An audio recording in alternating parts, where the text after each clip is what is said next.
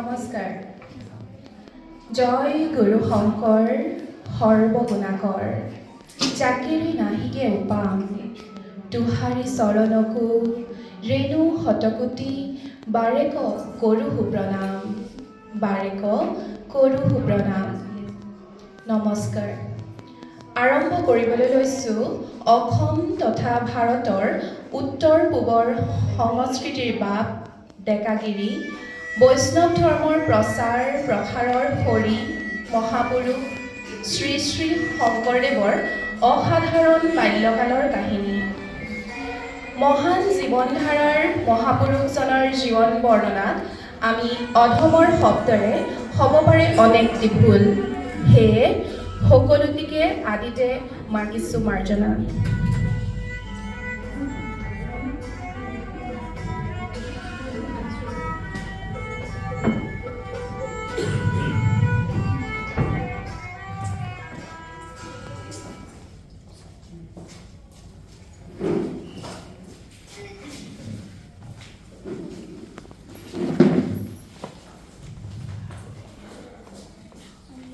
এয়া বাৰভূঞা বংশৰ কুসুম্বৰ আৰু সত্যসন্ধ্যাই তেওঁলোকৰ বংশৰ দীপ উজলাবলৈ মহাদেৱ শিৱৰ চৰণত কাকুতি কৰিছে।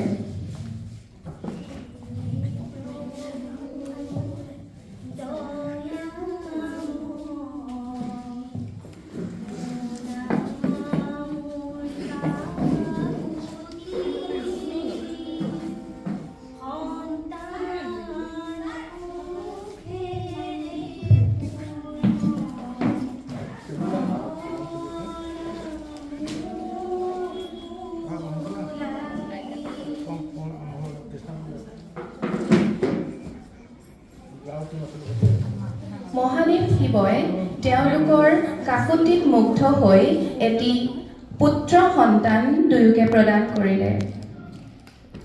শিৱৰ আশীৰ্বাদত পুত্ৰ সন্তানটি লাভ কৰি তেওঁলোকে নাম থলে শংকৰ।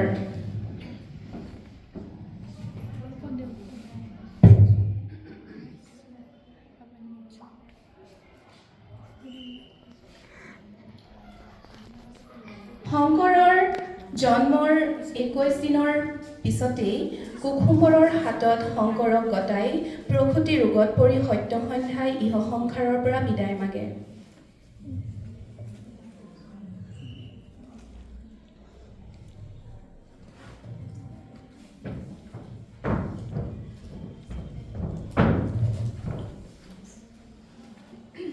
বৰ্তমান অসমৰ নগাঁও জিলাৰ বৰদোৱাত তেতিয়াৰ টেম্বুৱানী গাঁৱত জন্ম হৈ গাঁৱৰ ধূলি বালি খেলিয়েই শংকৰ বাঢ়ি আহিল।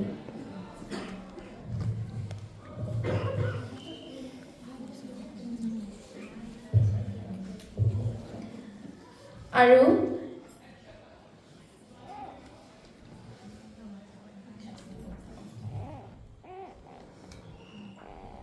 শংকৰ এতিয়া 7 বছৰ বয়সত ভৰি দিলে।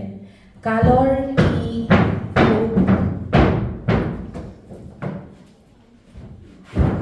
এয়া মঞ্চত আমাৰ শংকৰ। শংকৰে নগাঁৱৰ বৰদোৱা জিলাত গাঁৱৰ ধূলি বালি খেলি ডাঙৰ হৈছে। 7 বছৰীয়া আমাৰ শংকৰৰ জীৱনলৈও নামি আহিল কাল ধুমুহা। দেউতাক কুসুম্বৰেও তেওঁক এৰি থৈ গুচি গ'ল আৰু আইতাক খেৰসূতীৰ হাতত তেওঁক গতাই দিলে।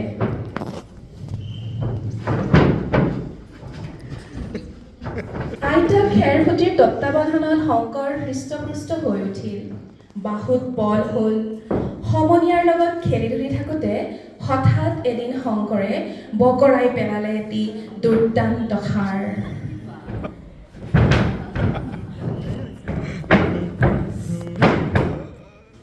আন এদিনৰ কথা, সমনীয়াৰ লগত ধেমালিতে বুলি ভঁৰাল উইটৰ পাৰত উপস্থিত হ'ল শংকৰ। সন্মুখত উত্তাল ব্ৰহ্মপুত্ৰ। তেজস্বী শংকৰে আলাসতে সাঁতুৰি পাৰ হ'ল পানীৰে উপচা মহাবাহু ব্ৰহ্মপুত্ৰ।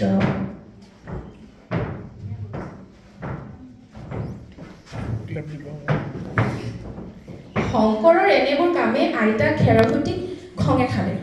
এদিন খেৰসূতীয়ে ধৰিক বান্ধি শংকৰক লৈ গ'ল গুৰু মহেন্দ্ৰ কন্দলীৰ টোললৈ।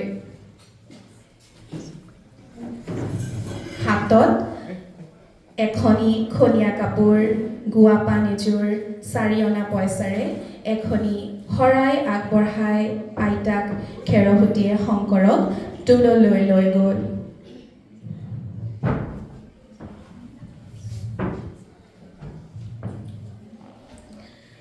বাৰ বছৰ বয়সত ভাদ মাহৰ কোনো এটা বৃহস্পতিবাৰে শুভ লগ্ন চাই শংকৰৰ বিদ্যা আৰম্ভ হ'ল।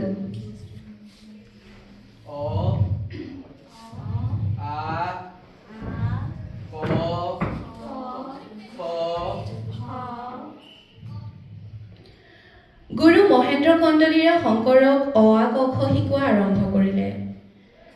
শংকৰে মাত্ৰ কেইটামান দিনতেই অ আ ক খ আয়ত্ত কৰি ভগৱান শ্ৰীকৃষ্ণৰ ভক্তিগীত কৰতল কমল লিখি উলিয়ালে।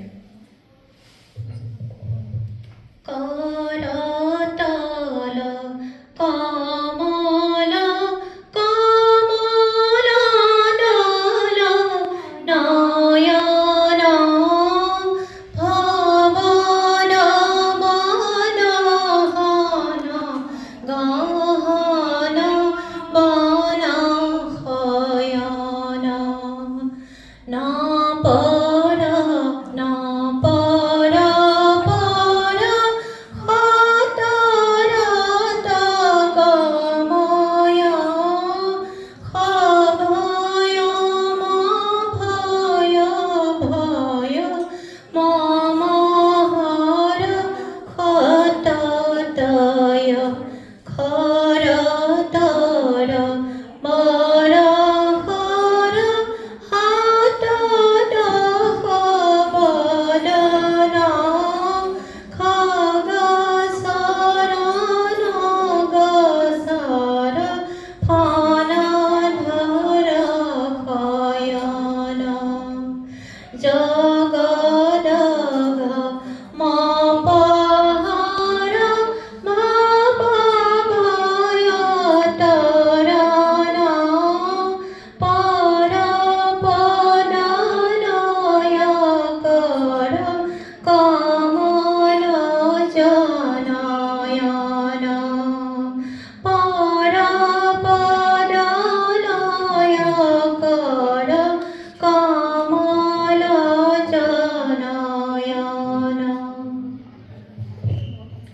শংকৰৰ অসাধাৰণত্ব দেখি গুৰু মহেন্দ্ৰ কন্দলীয়ে শংকৰক দেৱ উপাধি প্ৰদান কৰি পূজা ছাত্ৰ পাতিলে আৰু তেতিয়াৰে পৰা শংকৰ হৈ পৰিল শংকৰদেৱ।